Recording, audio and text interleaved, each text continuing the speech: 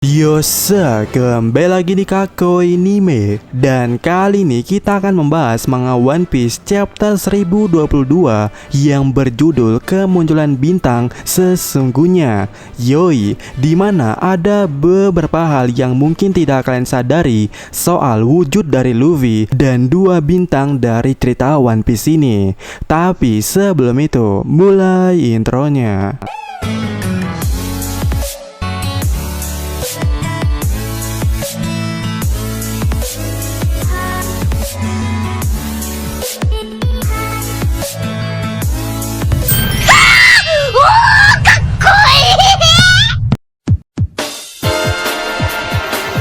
Ya, di awal chapter ada sebuah cover yang menceritakan suku Tontanta yang lagi survive. Dan persetanan soal cover kali ini, soalnya di chapter kali ini ada yang lebih menarik, di mana poin-poin pentingnya bermunculan yang terlihat sinkron dengan judulnya, yaitu munculnya bintang. Dimulai dari munculnya sosok bintang, sosok panutan, sosok raja, atau mungkin sosok pemimpin harapan bagi negeri Wano sepanjang masa, yaitu Kozuki Oden dalam benak Raizo. Ya, Oden muncul pada scene chapter kali ini sebagai ajang perdebatan mutlak antara Raizo dan Fukurokuju soal pemimpin, yang mana pada saat itu atau tempat yang sama dan di sisi lainnya, Fukurokuju mengatakan bahwa pada dasarnya siapapun pemimpinnya, kami atau keluarga Fukurokuju harus melayani walaupun sebangsat Orochi. Dan dia mencela sikap Raizo yang masih mendewakan Oden yang dipenuhi perasaan,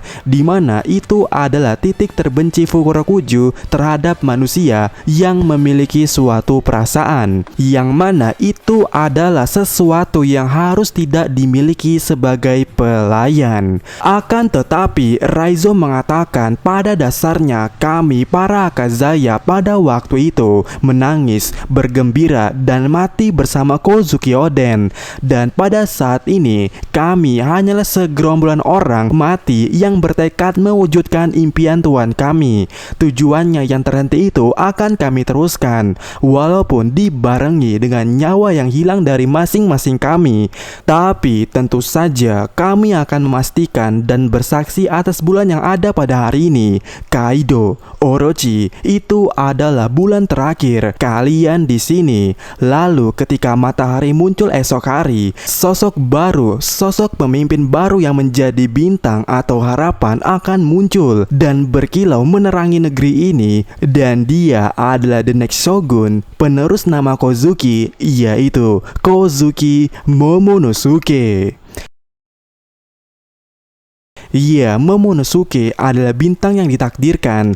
Dan menurut teori mimin yang ini, Momonosuke adalah ketua panitia, sosok tertinggi dalam klan Kozuki, dan dia yang ditunggu-tunggu untuk membuka negeri Wano. Dan hari itu akan tiba di mana Momo menjadi bintang, Momo menjadi ketua panitia saat setelah selesai melawan Kaido di hari ini. Sementara di tempat lainnya terjadi hal yang sama, yaitu kericuan dan insiden di panggung utama yang sudah kembali diambil alih oleh King dan Queen yang mencoba balas dendam terhadap Marco. Namun pada saat yang sama, duo jagoan kita di Mugiwara Ichimi, yaitu Babang Sanji dan Zoro Senpai, datang yang kembali duet dan di saat yang sama pula melancarkan serangan telak kepada Queen dan King di tempat menggunakan Santorio, Double Jump, Rengoku, Muton, Onigiri, Shoto. Ya, yang mana aksi dari mereka ini ya layaknya dua bintang, dua harapan baru bagi mereka yang ada di situ di panggung pertunjukan, sekaligus membuat kapten mereka yaitu Monkey D. Luffy selangkah, dua langkah, atau bahkan tiga langkah pasti menjadikan seorang raja bajak laut. Dan pada intinya, jika kalian sadar pada chapter kali ini, Momo dan Luffy adalah topik utama di chapter kali ini. Artinya kemungkinan yang paling masuk akalnya, Momo dan Luffy pada akhirnya adalah orang yang penting dalam cerita One Piece ke depannya. Dan jikalau ternyata benar Momo sesuai dengan teori kita, yaitu ketua panitia atau raja sesungguhnya dari klan Kozuki yang memiliki tugas untuk membuka negeri Wano, ini akan jadi masuk akal kalau Momo bersama Luffy bisa menciptakan dunia yang diterangi bintang, harapan dari kebusukan world government yang selama ini merajalela kegelapannya. Karena dua orang ini berpotensi menciptakan kerajaan kuno untuk mengalahkan world government. Ya, teorinya ada di video yang ini dan ini, dimana seperti kata Raizo, Momo akan menjadi matahari yang berkilau dari gelapnya malam, yang artinya Momo akan menciptakan New Ancient Kingdom yang selama ini tenggelam atau bayangan menurut Toki. Dan seperti kata Zoro dan Sanji, Luffy pada saat itu akan menjadi seseorang yang disebut dengan Raja Bajak Laut. Ya, itu teori cerita kedepannya menurut Mimin berdasarkan chapter kali ini tentang dua sosok penting ini.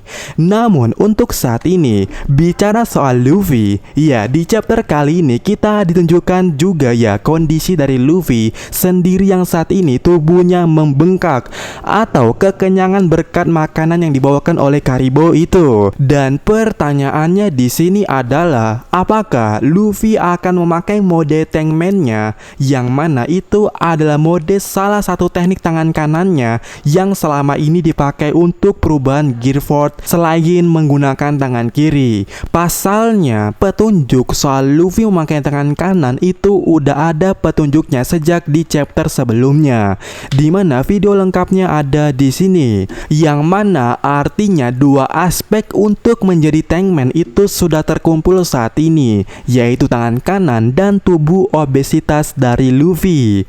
Nah, pertanyaannya sekali lagi, apakah Luffy akan mencoba tankman untuk melawan Kaido? Ya, siapa yang tahu ya.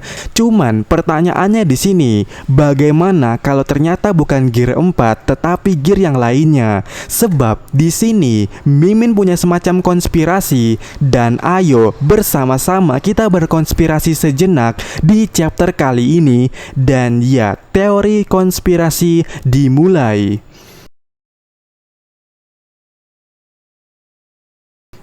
Coba perhatikan panel ini dengan seksama.